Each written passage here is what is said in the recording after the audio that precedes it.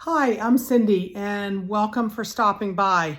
So I wanted to talk to you a little bit about retirement and how I was able to retire at 62 from a 43-year career as a registered nurse.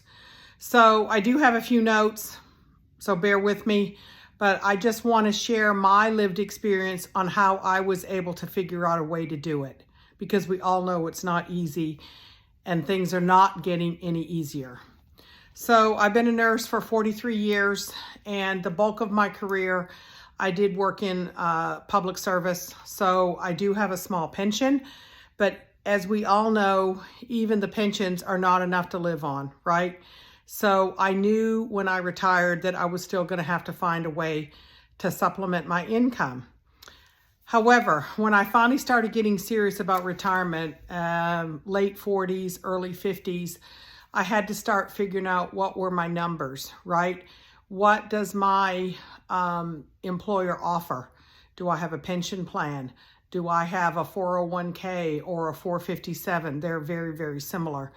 What does the employer contribute to that? What are my matching contributions? So I knew that I put in 8% every check, and my employer did as well. And then I also started contributing to my 457, and I put in more than what they matched because I wanted to maximize. You want to maximize that. When I was working in a hospital, I would put in about 15% because 401k is all we had. Private sector don't generally have any sort of pension plans anymore. And so I wanted to maximize what they were contributing, and I think they matched about 4%. So you need to know what your numbers are. And a lot of this information is usually provided to you in employee orientation.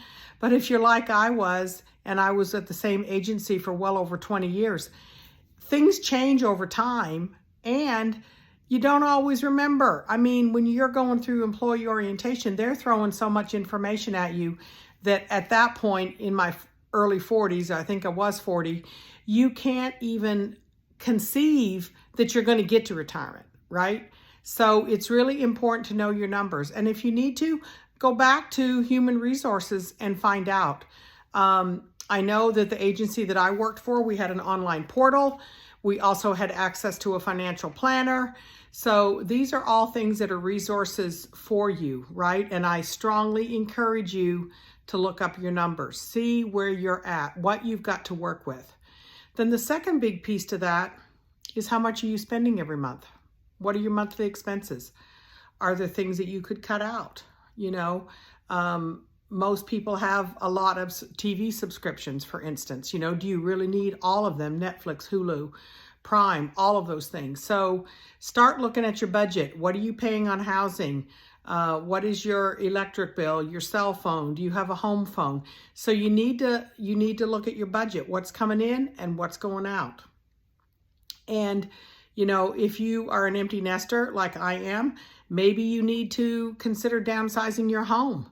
Do you really need that big 2,000 square foot house anymore? Because it costs a lot to maintain a home, let's be real. Now, I know in the market that I live in, it wouldn't be worth my while to sell it to start all over, or would I get enough to pay cash because the housing market is still pretty strong. And I don't want to start a new mortgage at the age of 63. So you need to look at all of those options. I know for me down the line, when I get to the point I don't want to maintain a home, then maybe I'll consider going to a condo or an apartment. But at least think about it. Put everything on the table. Don't eliminate things just for lack of knowledge or fear, right? You may need to generate some additional income for a while. That doesn't mean that you need to keep working a lot of overtime, but there are other ways to generate income, because overtime, at least as a nurse, is not always in your best interest. It's not physically and mentally, it's very taxing. A lot of other jobs are, yes, but when you have somebody else's life in your hands, it is very mentally taxing. So there are other ways to pick up additional income. A few years ago, I started in the network marketing space, and I do still continue in that, and I make a few $100s a month doing that. I also have a little contract job as a nurse. I do insurance assessments for long-term care. I do it on my terms. I do it from home. I do it from the comfort of my own office, and it's around my schedule. So those are other ways. And then when I decided to retire, I knew what I wanted my retirement to look like. Travel, mainly travel. I'd like to leave a legacy for my kids. I would like to have a college fund for my granddaughter. I intend to buy a new car next year, and I'm going to pay cash. So I knew that I needed more income. Well, I also learned from the network marketing world that I don't want to work for somebody else. I don't want a percentage of the profits. So that's why I jumped into the Legacy Builder program, because it's 100% profit. And it's a way for me to work a few hours a day. I can work from anywhere, work or don't work, right? Your payment will depend on that. So for a very low investment, you could, make millions. And that was one of the very attractive features for me to jump in. So I hope that I've provided some value to you with this. I am not a financial planner. This is simply my lived experience and what I had to go through, because they don't teach you this stuff in college. They don't teach you this stuff in high school. And I'm at the tail end of the baby boomers, right? And I'm not banking on Social Security. If I get it, great. But I always planned my retirement as if it wouldn't be there. And I think that's a wise strategy, because that is not for certain.